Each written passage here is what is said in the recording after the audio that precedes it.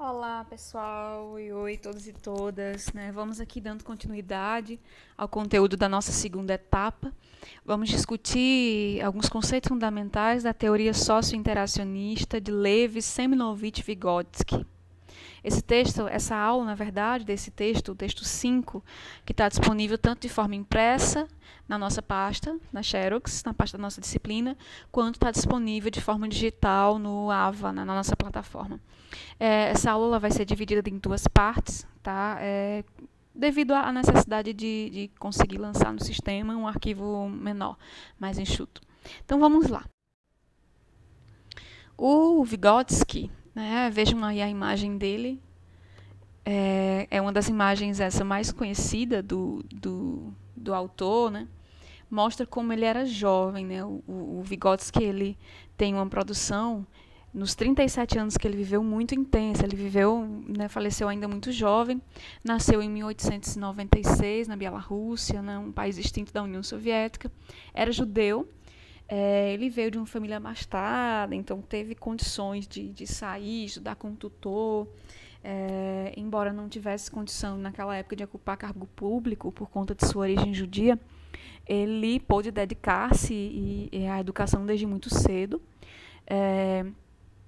E aí, para quem não sabe, o Vygotsky não é psicólogo, ele não tem formação em psicologia.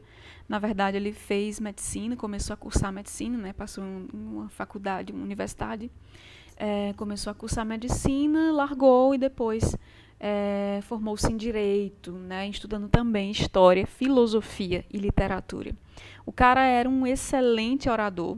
Ele falava muito bem, tinha uma oratória muito boa e era reconhecido por conta de sua cultura interdisciplinar, né? Por conta dele ter estudado tantas áreas importantes, ele conseguia ter um entendimento, conseguia ter uma cognição que conectava, né, essas áreas de saber.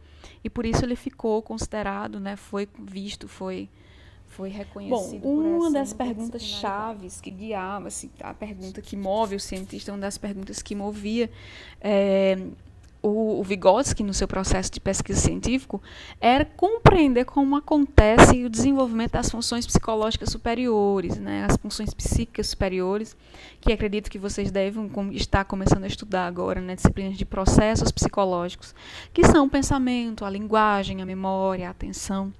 E um dos pontos interessantes dessas funções psicológicas é que elas estão interligadas profundamente, né? Elas são intrínsecas umas às outras.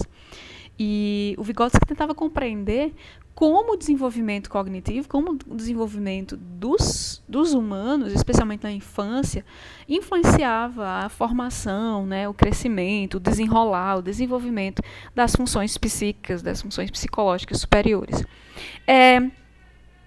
Não sei se dá para ouvir os gritos de Laila ao fundo, ela está participando aqui da aula. Enfim, e tem um pouco a ver também sobre o que a gente vai discutir hoje, né? Essa linguagem é uma das coisas que a gente vai discutir hoje. Os processos culturais e coletivos, elas vão influenciar os saberes, elas vão influenciar as formas de conhecimento.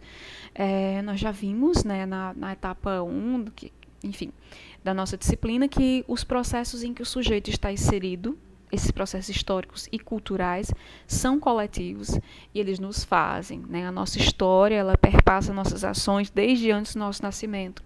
E as relações interpessoais são fundamentais nesse processo de construção. É através dessa ideia, dessa construção social, histórica, e a partir das nossas relações, que o Vygotsky acreditava que os processos cognitivos e as funções psicológicas superiores se desenvolviam, né? Ele acreditava que a gente não nasce humano, a gente torna-se humano a partir de nossa inclusão na sociedade, nas nossas relações cotidianas com o seio social onde a gente é nutrido.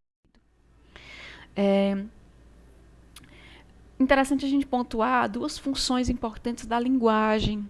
A gente já discutiu em aulas anteriores que a linguagem é o que nos faz humanos, a linguagem é o que nos faz históricos, seres históricos, né? Através da linguagem que a gente consegue se comunicar tanto com o passado da nossa sociedade, da nossa espécie, digamos assim, do nosso mundo, quanto a gente consegue se comunicar, deixar um legado para o futuro. Então, uma das funções da linguagem é o intercâmbio social, essa necessidade intrínseca de comunicação entre nós, né? O intercâmbio aí social.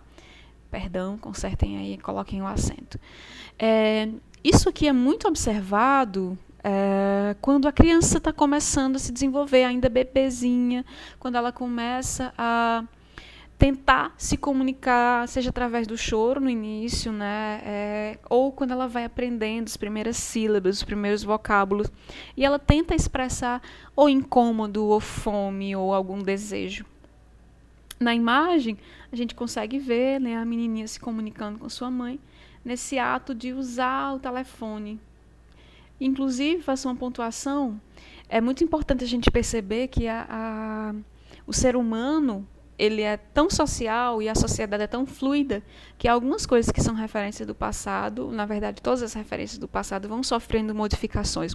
Nessa imagem, por exemplo, a gente pode ver que o bebê está usando um telefone analógico, né, junto com a mãe.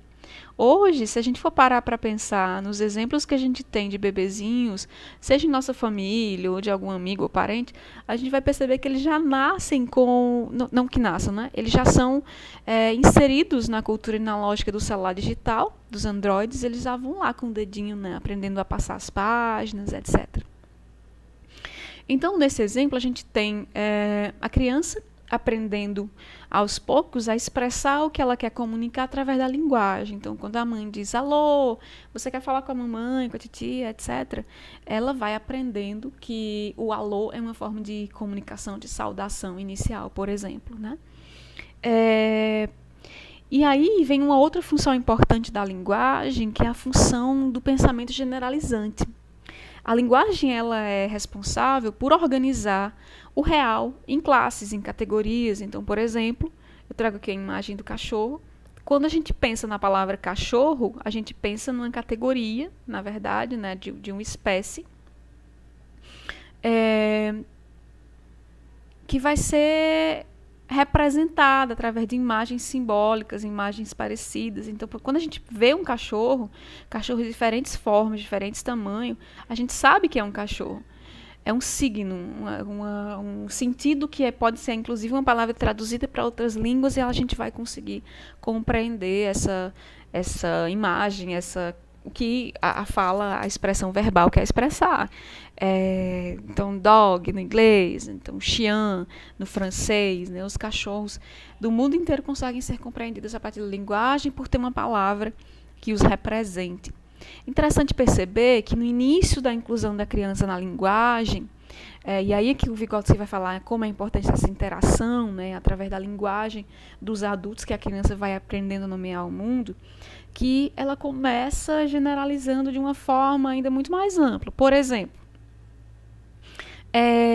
a minha bebê, que vocês já conhecem, né, a Laila, já acompanharam aí, alguns até da época da barriga, ela está aprendendo a falar. E ela começa, a primeira palavra, uma das primeiras palavras que ela conseguiu falar foi gato.